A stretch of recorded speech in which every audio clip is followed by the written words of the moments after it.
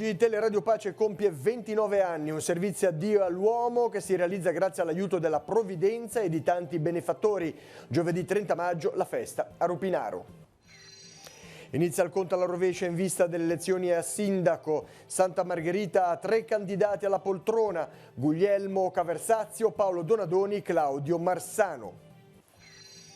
I candidati di Lavagna dibattono sulla diga per figli. Di Martino, Mangiante, Corsi e Giorgi intendono bloccare il progetto. Stefani vuole confermarlo ma apre alle alternative, purché siano valide. Privacy, scattano controlli e sanzioni. C'è tempo ancora sino a domani per mettersi in regola col nuovo regolamento europeo. Le piccole aziende del Tigullio sono chiamate ad accelerare. Le persone prima dei programmi, così il Pontefice celebrando la Santa Messa per la Caritas Internationalis in Basilica Vaticana. No all'efficientismo, ha detto, per poi invitare all'umiltà e all'ascolto. La liturgia come luogo di comunione e di missione è il nucleo della riflessione proposta dal monaco di Bose, Goffredo Boselli. L'incontro ha chiuso il percorso diocesano di formazione liturgica. Nel segno del dialogo, tutto pronto per l'edizione 2019 del Festival della Parola a Chiavari. Tra le novità il Dida e il calendario di eventi dedicati nello specifico alle scuole.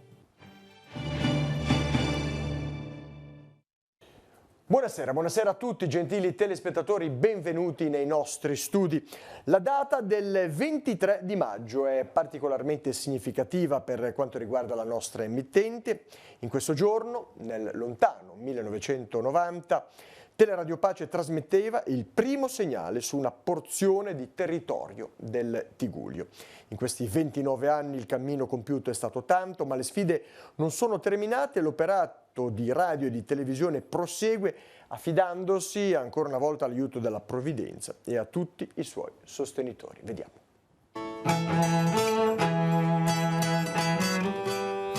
29 anni fa nasceva l'esperienza della nostra emittente. Telepace nasceva piccolissima con un impianto che forniva un po' di servizio su Chiavari, Lavagna e qualche zona dell'entroterra. Dopo 29 anni siamo qua sempre con lo stesso spirito, quello di allora, di essere al servizio di Dio e dell'uomo, e con intanto un grande senso di gratitudine al Signore che ha voluto questo progetto di comunicazione e lo ha sostenuto per tutti questi anni. Per le tante persone che ci hanno aiutato, la gratitudine per chi ha collaborato, chi ha sostenuto e sostiene l'emittente, ed anche la gratitudine perché in questi anni abbiamo incontrato tanti momenti di vita del nostro territorio, della Chiesa, del mondo, e abbiamo potuto metterci a servizio, come siamo stati capaci, di questa realtà così varia, ricca, multiforme, che ci è stato dato modo di servire e di portare anche nelle vostre case. Telepace è nata 29 anni fa con questa telecamera che oggi sa di preistoria. Quanti cambiamenti tecnologici, quante novità, e adesso ce ne attende un'altra novità. Entro il 2022 cambierà ancora tutto l'assetto della televisione con l'avvento del digitale di seconda generazione. Confidiamo di poter continuare questo servizio grazie al vostro aiuto, a quello che la Provvidenza ci darà e che in questi anni ci ha fatto andare avanti, ci ha fatto crescere e diventare quello che adesso voi conoscete e vedete tutti i giorni sul vostro televisore. Vi chiediamo di accompagnarci ancora in questo cammino, di pregare perché il nostro servizio possa essere sempre fedele alla sua ispirazione iniziale, voluta da Monsignor Ferrari nel 1990 e proseguita con i vescovi che la Chiesa di Chiavari ha avuto, Monsignor Careggio ed ora Monsignor Tanasini, e poter continuare con la fedeltà alla chiamata che il Signore ci offrirà in un cammino che è quello della comunicazione, che è cambiato tantissimo e che ci chiede di raccogliere le sfide del momento e di rispondere con la stessa semplicità e disponibilità con la quale 29 anni fa abbiamo iniziato. Grazie a tutti voi.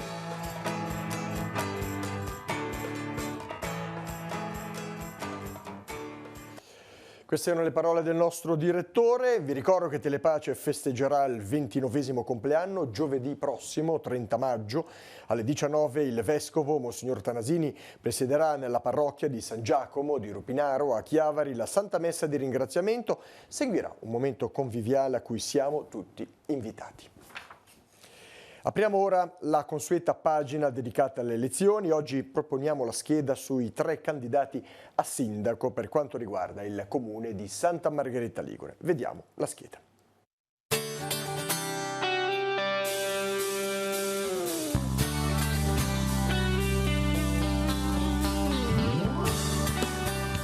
Candidato numero 1 a Santa Margherita Ligure è Guglielmo Caversazio, nato a Lavagna il 2 gennaio 1997, è studente, laureato in Scienze Politiche dell'Amministrazione. Gioca dall'età di 4 anni a pallacanestro nella Tigullio Sport Team e nel tempo libero suona la chitarra. Nonostante la giovanissima età, ha già maturato un'esperienza politica lavorando al Parlamento Europeo di Bruxelles come assistente di un eurodeputato e segretario del Partito Democratico di Santa Margherita Ligure dal 2016. Alle amministrative 2019 si candida appoggiato dalla lista L'Alternativa per Santa. Per prima cosa chiedo a tutti di andare a votare il 26 maggio perché votare è un diritto ma è anche un dovere civico e lo diventa a maggior ragione nel momento in cui come ora la nostra città ha bisogno di un cambiamento forte. Per questo la nostra lista si chiama L'Alternativa per Santa perché per la prima volta i cittadini hanno la possibilità con il loro voto di archiviare le esperienze negative del passato e di guardare al futuro con coraggio. Noi non siamo quelli che credono di avere una bacchetta magica con cui risolvere i problemi, ma pensiamo che con un atteggiamento serio, concreto e con idee nuove la nostra città si possa risollevare. Se anche i cittadini, e io ne sono convinto, pensano questo, li invito a votare Guglielmo Caversazio sindaco, L'Alternativa per Santa, per portare veramente un cambiamento a Santa Margherita. Candidato numero 2 Paolo Donadoni, nato a Santa Margherita Ligure il 25 luglio del 1975, ha conseguito la laurea in giurisprudenza, un dottorato di ricerca in bioetica, materia di cui è autore di libri e saggi. Svolge l'attività di avvocato, è papà delle piccole Matilde e Silvia. Nel tempo libero ama giocare a calcio, scrivere favole per bambini e comporre testi di canti. È sindaco di Santa Margherita Ligure dal 2014, è eletto rappresentante dei sindaci del Tigullio nel Consiglio delle Autonomie Locali e dal 2016 presidente del Parco di Portofino. Alle amministrative 2019 si candida appoggiato dalla lista Insieme per la città. Noi abbiamo una squadra consolidata da 5 anni di amministrazione che abbiamo integrato con persone nuove per portare a compimento il percorso di cambiamento iniziato nel 2014. Riteniamo che il secondo mandato amministrativo sia fondamentale per poter portare a termine i progetti iniziati. Noi garantiamo un territorio unito dal lavoro di 3 sindaci, Portofino, Santa Margherita e Rapallo, che collaborano per guardare con fiducia al futuro in sintonia con la Regione Liguria. Noi garantiamo la continuità per proseguire e completare il percorso iniziato con l'esperienza maturata in questi 5 anni di amministrazione. Noi garantiamo una squadra di amici, perché soltanto persone che si stimano e si aiutano rendono possibile una buona e duratura amministrazione. Per queste ragioni vi chiedo di dare fiducia alla nostra amministrazione, vi chiedo di dare nuova forza al cambiamento che deve compiersi. Candidato numero 3 è Claudio Marsano, nato a San Michele di Pagana, frazione di Rapallo, il 29 gennaio 1951, è laureato in medicina interna specializzato in cardiologia. Ha svolto attività sia come medico di medicina generale sia come cardiologo all'unità coronarica di Lavagna, attualmente in pensione. In comune a Santa Margherita Ligure è stato assessore dal 1996 al 2004 con delega all'ambiente, servizi tecnologici e sport, sindaco dal 2004 al 2009. Dal 2009 ad oggi consigliere di minoranza. È appassionato di canottaggio. Alle amministrative 2019 si candida appoggiato dalla lista Progetto Santa Insieme con Voi. Io mi sono presentato anche questa volta con 2 scopi precisi. Il primo è ovvio, è quello di fare il bene comune della città e quindi cercare di amministrare al meglio. Il secondo è quello di avere nella squadra persone che abbiano competenza amministrativa, che è cosa molto importante, a fronte di persone giovani sia di età anche di esperienza amministrativa. Questo per cercare di costituire una squadra che nei prossimi 5 anni, non questi, nei prossimi ulteriori 5 anni, possano governare con una certa cognizione di causa. Questo è successo con i nomi che abbiamo in lista. Ovviamente devo fare ammenda che nell'arco del mio passato amministrativo ho avuto delle negatività, anche delle positività. L'importante è quello di amministrare in modo preciso e in modo concreto. Questo è quello che vogliamo perché la gente ci voti.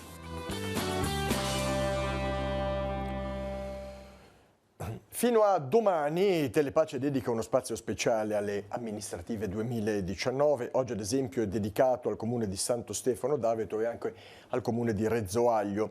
Questi gli appuntamenti su Telepace 2 al canale 85 alle ore 18, su Telepace 3 canale 115 alle ore 21:35, alle 8 del mattino e alle 15. Poi su Telepace News al canale 187 13:30, 20:05 e 23. Questi sono gli orari. Il futuro della Piana delle Entelle nelle mani dei 5 candidati a sindaco di Lavagna. È uno dei punti fondamentali del loro programma elettorale. D'altra parte sullo sviluppo dell'area ha peso proprio il progetto cosiddetto della diga per figli. Sentiamo. La domanda che i candidati si pongono è: proseguire con il progetto di mitigazione del rischio idraulico già partito e finanziato o bloccare tutto? Per Daniele Di Martino del Movimento 5 Stelle è un'opera dannosa. La interromperemo, dice, perché ci sono altri lavori prioritari. Partendo dalla messa in sicurezza a monte, quindi si parte sempre a monte a mettere in sicurezza e si scende a valle, anche perché se noi realizziamo la diga a Lavagna senza fare niente a Cogorno aggraviamo il danno anche sul comune limitrofo. Sulla stessa linea Gian Alberto Mangiante, il progetto stravolgerebbe un'area ferma che potrebbe essere valorizzata in altro modo. Andrebbe a stravolgere quello che è l'area della Piana dell'Entella, che invece potrebbe costituire proprio uno di quei marchi ulteriori da creare per aggiungere possibilità di attrazione turistica per il comune di Lavagna. D'accordo a bloccare tutto anche la candidata Laura Corsi di 100% Lavagna. La diga, spiega, sarebbe devastante a livello ambientale. Se non si interviene prima di qualunque opera muraria sul dragaggio della foce, tutte le opere a monte non saranno necessarie. Con questa sabbia si potrebbe poi, una volta analizzata e certificata, procedere al ripascimento delle spiagge. Guido Stefani di Officina Lavagnese ritiene che il progetto vada mantenuto, non fosse altro perché è l'unico presentato in corso e finanziato. Certo, dice, non ne siamo innamorati, siamo aperti alle alternative. Se venissero sottoposti altri progetti all'attenzione nostra, li esamineremo con tranquillità e verificheremo la possibilità di realizzarli, però devono essere progetti tecnicamente validi e economicamente devono essere anche finanziati. Netto Andrea Giorgi di Angaval: revocheremo le delibere comunali, spiega, intimeremo a Città Metropolitana di dragare la foce e nella stesura del nuovo PUC lavoreremo per garantire il verde nella Piana dell'Entella. Se poi ci vorrà una consulenza di un geologo per renderla più formale, abbiamo già preso contatti, è previsto un costo di circa 25.000 euro. Forse questi 25.000 euro che investiremo noi sono i più ben spesi degli ultimi 10 anni. Sono stati assegnati a una ditta specializzata i lavori di restauro e manutenzione del ponte Balbi a Riva Trigoso. I lavori saranno suddivisi in 2 fasi, entrambe supervisionate dalla sovrintendenza. La prima avrà una durata di circa 30 giorni e interesserà l'intradozzo del ponte attraverso iniezioni di malta dove assente e la sostituzione del materiale in laterizio mancante. La fase si chiuderà con un intervento di rinforzo localizzato sulla parte centrale del ponte con inserimento di sezioni di fasce longitudinali in fibra di carbonio. Queste lavorazioni verranno effettuate con l'utilizzo di una piattaforma elevatrice che sarà posizionata sul torrente Petronio. La seconda fase di lavori, anch'essa della durata prevista di 30 giorni, interesserà l'estradosso del ponte, cioè il piano viabile, e sarà svolta nel periodo autunnale. Il costo totale dell'intervento è pari a 100.000 euro. E ora spazio all'economia. Parliamo del nuovo regolamento europeo per quanto riguarda la privacy. Da domani infatti scattano i controlli e anche le sanzioni. Secondo gli esperti è fondamentale redigere una lista di cose da fare per non commettere passi falsi. Vediamo. Ad un anno dal debutto del regolamento europeo, detto GDPR, scade il periodo di tolleranza concesso dalla legge per consentire un approccio graduale alle nuove regole sulla privacy. Da domani partono controlli e sanzioni. Per molti può essere necessario effettuare una verifica degli adempimenti per non farsi trovare impreparati. Anche nel Tigullio, secondo gli esperti, sono diverse le piccole aziende che hanno preso tempo e che ora devono accelerare. Quali sono le difficoltà più grosse? Difficoltà non ce ne sono, è il tempo, ahimè, che le aziende non trovano per potersi adeguare, diciamo, al nuovo regolamento. Appena sapranno che la data del 24 maggio inizieranno le sanzioni, si adegueranno sicuramente al GDPR. Il principale adempimento è la redazione di un manuale dove si spiega come vengono trattati e protetti i dati sensibili. Occorre fare poi una verifica delle misure di protezione, la tenuta del registro, i tempi di conservazione. Il dato dobbiamo proteggerlo nel miglior modo possibile. Per quanto riguarda la cancellazione, io devo cancellare il dato in mio possesso nel momento in cui, facciamo esempio, un'azienda ha nel database il mio nome, cognome, indirizzo, eccetera, eccetera, io non sono più suo cliente.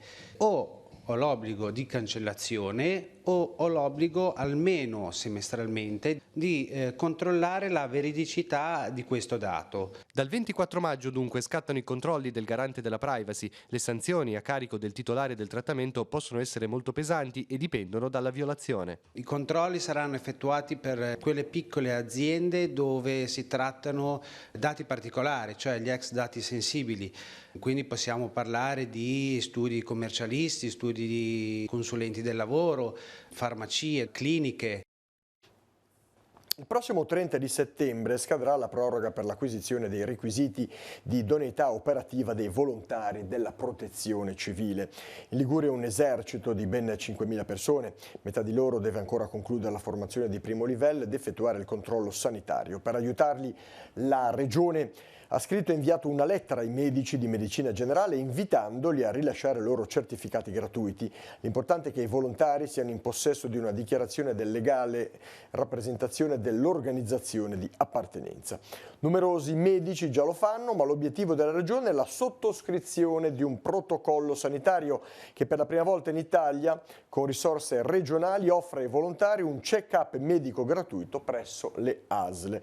Esempio elettrocardiogramma, prove visive, audiometria, spirometria, esami ematochimici, sul modello di quanto già accade a livello nazionale col comparto dell'antincendio boschifo.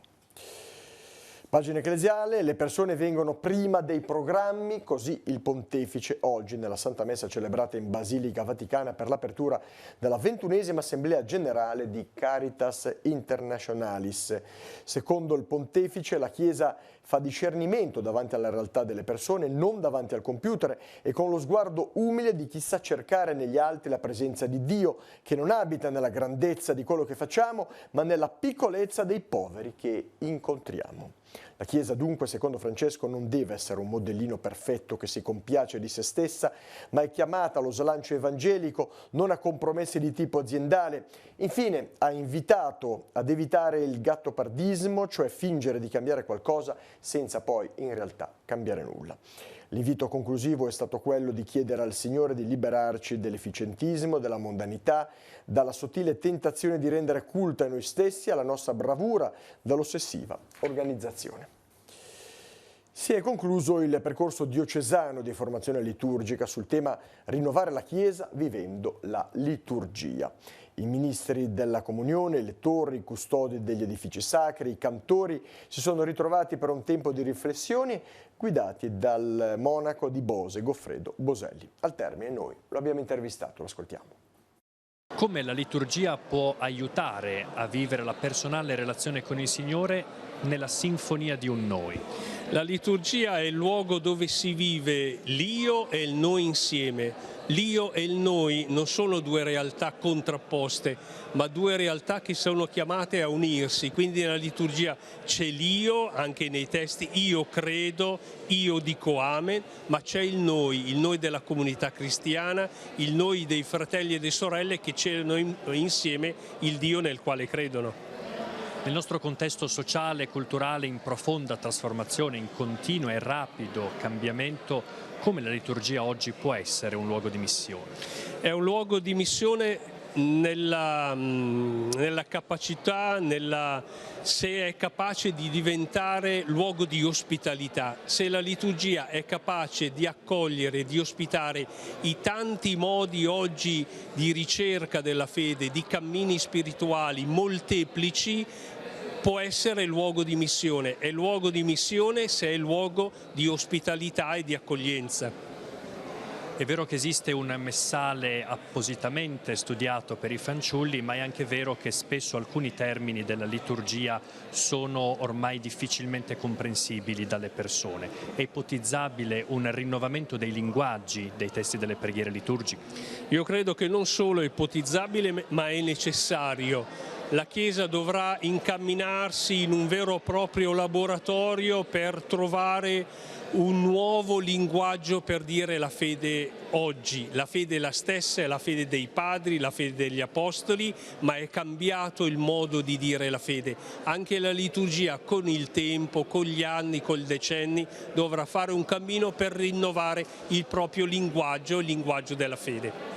Uno dei linguaggi della liturgia è anche quello della musica. In che modo aiutare le comunità a fare in modo che la preghiera attraverso la musica possa essere sempre più partecipata? La musica è essenziale alla liturgia perché la festa, la convivialità che la liturgia crea non può non essere realizzata senza la musica. La musica feconda il senso dei gesti, dei testi, dell'ambiente. Quindi la musica è un linguaggio necessario e costitutivo della liturgia. Si conclude il tempo di formazione per gli educatori che è stato organizzato dal Servizio di Pastorale Giovanile della Diocesi di Chiavari in vista del tempo dei campi estivi. Dopo i 2 momenti di laboratorio e di ascolto, domani sera è prevista la veglia di preghiera con l'affidamento del tempo estivo. L'appuntamento è alle ore 21 nella chiesa di San Giacomo di Rupinaro a Chiavari. Apriamo ora la nostra finestra sull'Arcidiocesi di Genova. La redazione del Cittadino presenta alcuni appuntamenti per i prossimi giorni. Li ascoltiamo. Un saluto da Genova. Inizia domani il tradizionale appuntamento con il pellegrinaggio dei ragazzi che nel corso del 2019 ricevono il sacramento della Cresima. Un'iniziativa, quella del pellegrinaggio a Roma, dell'ufficio catechistico diocesano, che riscuote sempre grande adesione e partecipazione. Anche quest'anno sono quasi 1000 i ragazzi che parteciperanno al pellegrinaggio. Incontreranno ai Giardini Vaticani il cardinale Comastri, che come da tradizione proporrà loro un momento di riflessione e approfondimento, e anche il cardinale Bertone, che porterà un saluto. Come sempre il Cittadino realizza l'opuscolo ricordo del pellegrinaggio con la cronaca delle giornate, moltissime foto e le testimonianze dei ragazzi e dei catechisti, grazie alla presenza di 2 inviate a Roma. La Diocesi di Genova, nell'ambito del Giubileo Lassalliano, ha accolto nella Chiesa del Carmine la reliquia di San Giovanni Battista della Salle. Nella ricorrenza del tricentenario della morte di San Giovanni Battista della Salle, Papa Francesco ha concesso appunto l'anno giubilare lassalliano, durante il quale i fedeli possono lucrare l'indulgenza plenaria per la remissione dei peccati.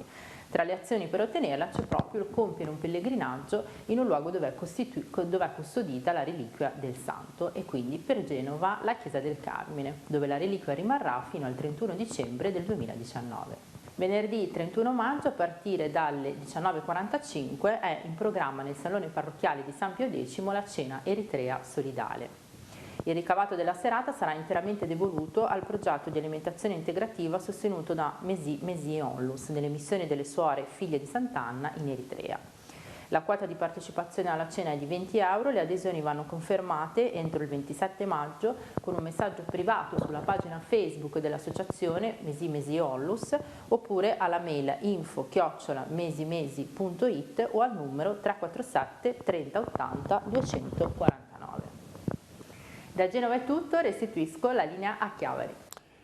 Bene, torniamo in studio a Chiavari, tutto pronto, sempre a Chiavari per l'edizione 2019 del Festival della Parola. Al via il 30 di maggio col flash mob delle scuole, la manifestazione si snoderà per 4 giorni con decine e decine di iniziative, di incontri e di spettacoli. Tema della 6ª edizione, il dialogo. Vediamo il servizio. Prende forma in piazza Mazzini a Chiavari la grande sfera fatta di lettere, simbolo dell'edizione 2019 del Festival della Parola. Sarà sicuramente pronta entro il venerdì 30 maggio, giorno dell'inaugurazione della 6ª edizione della Kermesse, che porterà nel Tigullio scrittori, musicisti e tutti coloro i quali hanno a che fare con la parola.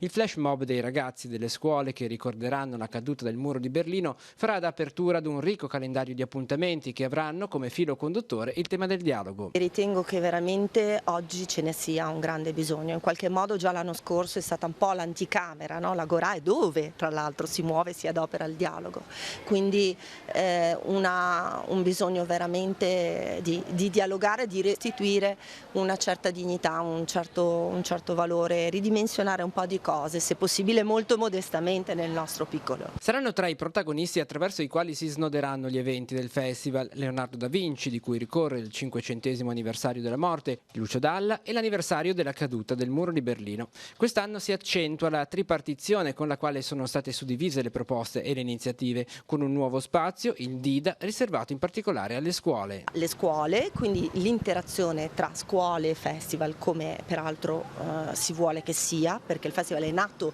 con questa vocazione, e alle quali quest'anno c'è una novità nella novità, ovvero nel contenitore c'è l'aver regalato loro anche degli eventi nazionali di grande peso, personaggi come Monio Vadia che si spenderanno per esempio nella scuola.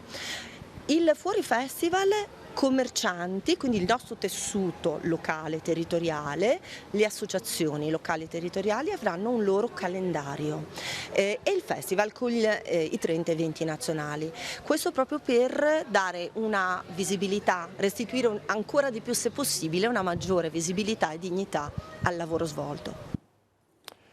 In occasione della manifestazione Chiavari cammina, pedala, gioca, in programma sabato 25 maggio, Piazza Matteotti sarà chiusa al traffico, la piazza sarà chiusa dalle 7:30 alle 20, eccezione fatta per il passaggio della ciclopedalata che avverrà tra le 10:30 e le 13. Il transito sarà comunque consentito in via Entella, passando per Piazza Verdi, Piazza Fenice, fino ad immettersi in via delle Vecchie Mura.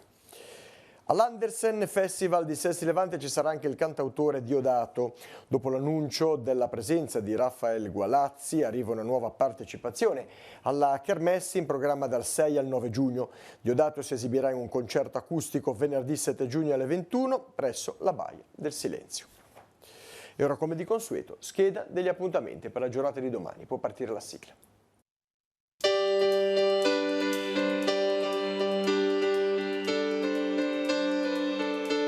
Venerdì 24 maggio torna Corri nel Verde, la manifestazione organizzata dall'Istituto Comprensivo Chiavari 2 con inizio alle 8:30 allo Stadio Comunale di Chiavari. Partecipano gli alunni delle scuole primarie di San Pier di Canne, Leivi e Chiavari Fara, Solari e Caperana. E-sport, opportunità o nuova filosofia? Se ne parlerà alle 10:30 nella sala della Società Economica di Chiavari nel corso del convegno organizzato dal Panathlon Club in collaborazione con la stessa Società Economica per far conoscere una disciplina, quella legata agli sport elettronici, che sta assumendo larga popolarità. Nuova lezione all'Accademia Culturale di Rapallo. Alle 16 a Villa Quairolo Paolo Modenesi parlerà di Camillo Sbarbaro, poeta e lichenologo. Noi cittadini del mondo a scuola d'inclusione è il tema delle giornate dell'intercultura in programma a partire dalle 16:45 nei giardini della Torre del Borgo di Lavagna. Previsti laboratori di scrittura, dizione, lingua e l'esibizione del coro Aras, il tutto a cura di Uni3. Sarà Italo Calvino il protagonista del nuovo incontro con le letture del bibliotecario. Enrico Rovegno ne parlerà alle 17:30 alla Società Economica di Chiavari. La musica classica a Pieve Ligure. All'oratorio Sant'Antonio Abate alle 21 Roberta Paraninfo dirigerà il coro Sibi Conson in Migrazioni, viaggio attraverso la polifonia. In occasione del centenario di fondazione del Circolo Ricreativo Sabino, a Trigoso alle 21 nei locali del Circolo, concerto corale del coro giovanile del Tigullio di Animi Motus e di Incantarte. Domenica 26 maggio il Parco dell'Aveto propone l'escursione alla cascata della Ravezza con visita all'azienda agricola Villa Rocca. L'appuntamento è a Rezzo Aglio, al centro visite del parco alle 14. Il rientro è previsto alle 18. Occorre prenotare allo 0185 34 33 70.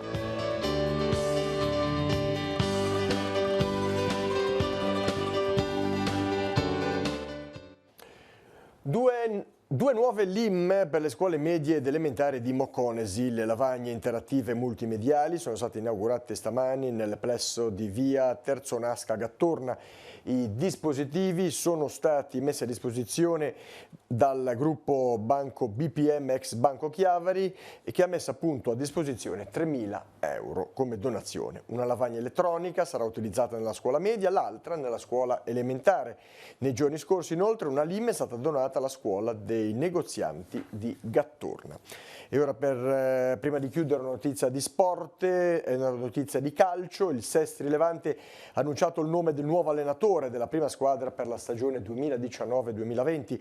A sedere sulla panchina dei rossoblù sarà Alberto Ruvo, reduce dalla vittoriosa stagione alla Pontremolese che ha guidato la vittoria nel girone A del campionato di promozione della regione Toscana e in precedenza vincitore anche del campionato di eccellenza 2014-2015 con la Fezzanese. Questa era l'ultima notizia, prossimo appuntamento come sempre domani 12:45 TG13. Io vi lascio i programmi serali sulla nostra emittente, vi auguro una buona serata, arrivederci.